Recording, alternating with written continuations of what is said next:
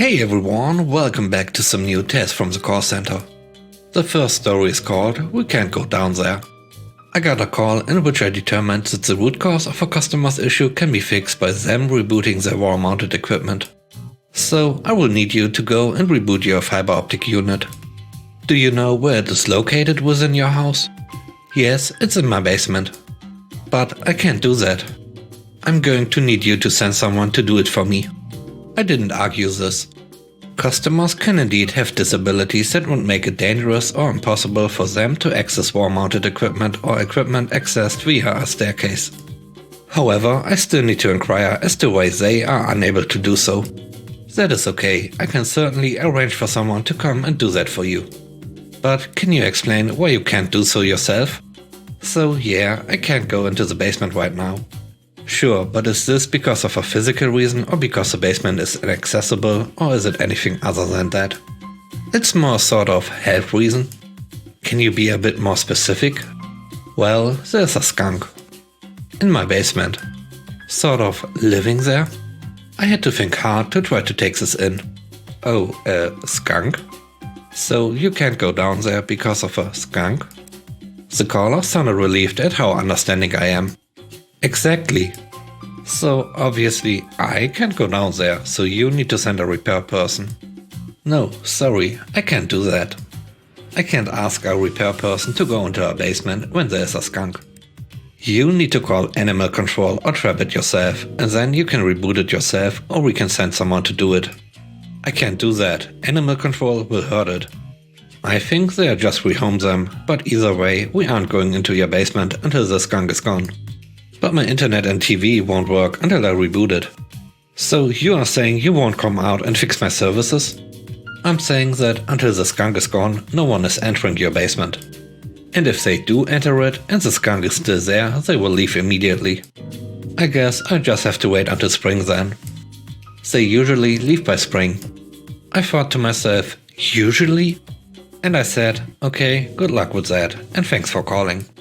They never did call back, at least as far as I'm aware. So I guess the skunk moved out and they handled it on their own. The next story is called "That's Not How Credit Works." I used to work as a debt collector. We have clients from all over, one of our biggest being a medical facility that is fairly good at backing us up. The phone rings and I make the usual greeting. Hi, I just checked my credit report and I have a lot of money reporting on it from your company. What is this and why have I never heard from you? I looked through the notes. Okay ma'am, it looks like we've had these accounts for multiple years and we've talked to you on several occasions about these. Well, I don't remember that. I want these off. Of course. We do request removal once accounts are paid in full. Great. I want to pay the principal balance only.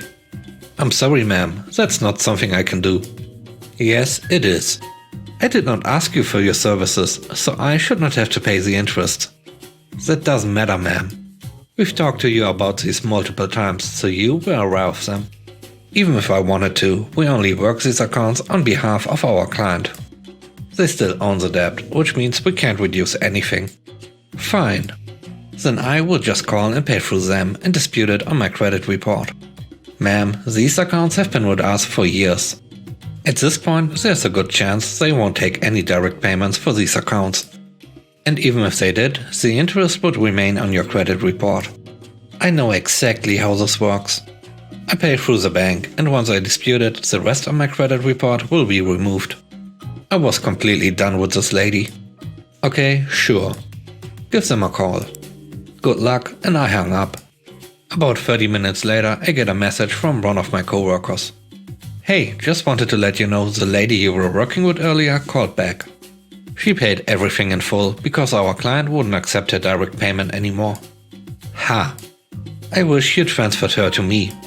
I would have loved to talk to her again.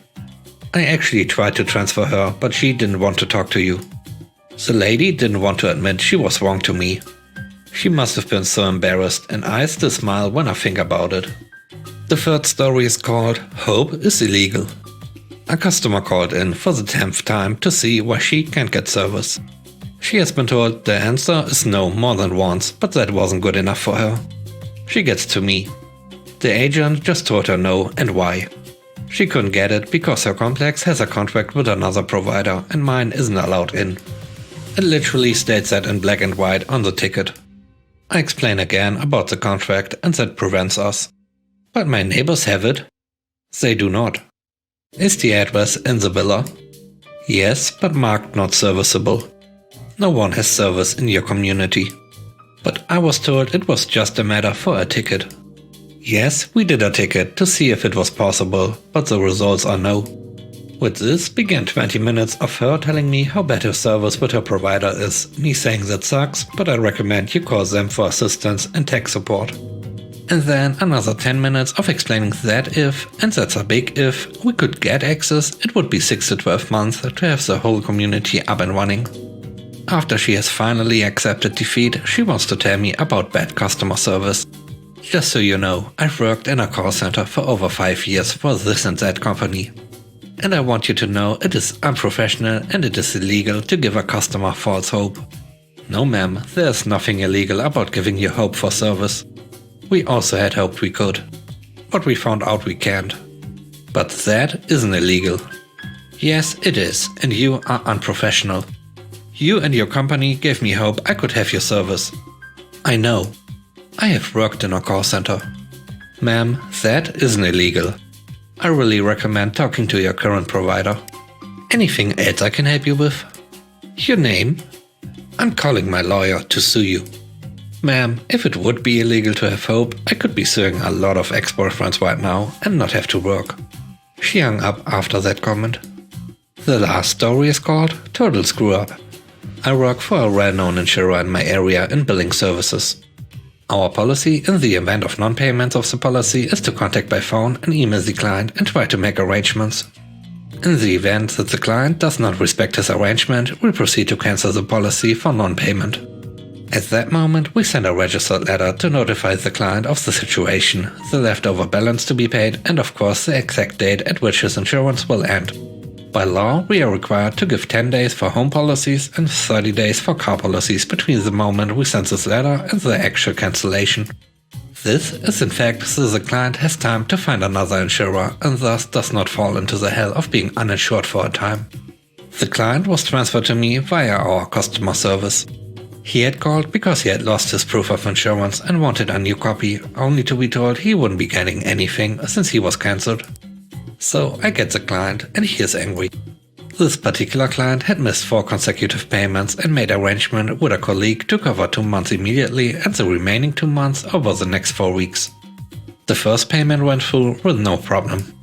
But after that, he put a stop payments on our debits. So we cancelled his car and home policies.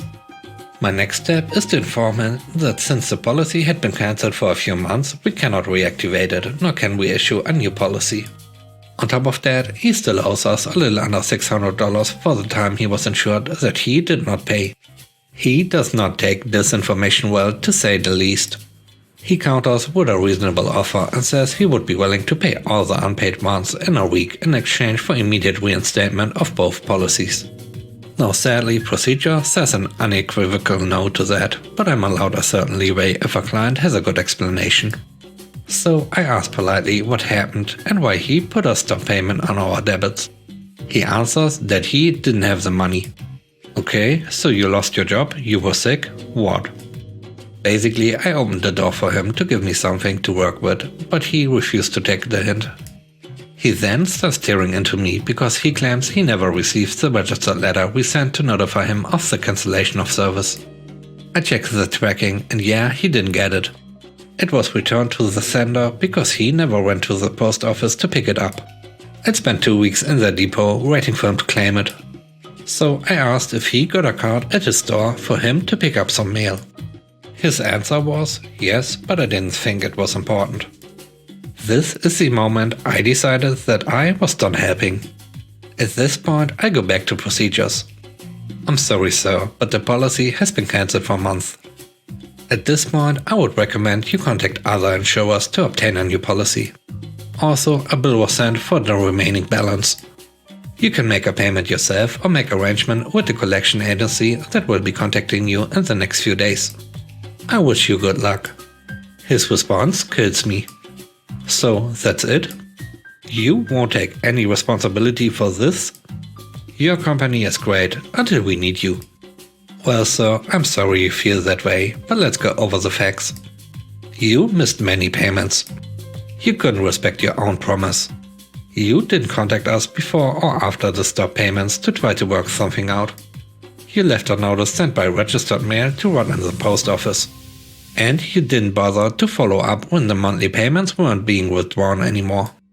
I paused a bit to take a breath to proceed, and then an unnamed woman got on the line and basically demanded that I explain the situation. So I repeat my breakdown of the events and explain that the policy is cancelled. She follows that with a very calm, very relaxed, "We are going to sue you."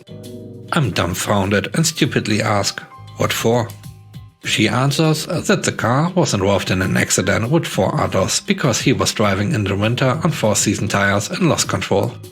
I basically laughed in their faces, wished them a good day and good luck, and asked if there was anything else I could do today. They were silent, so I took that to mean we were done and hung up. I'll never understand how people can screw up so totally. Thanks for watching the video. I hope you enjoyed it. If you did, please leave a like, comment and subscribe. Have a great day. Bye bye.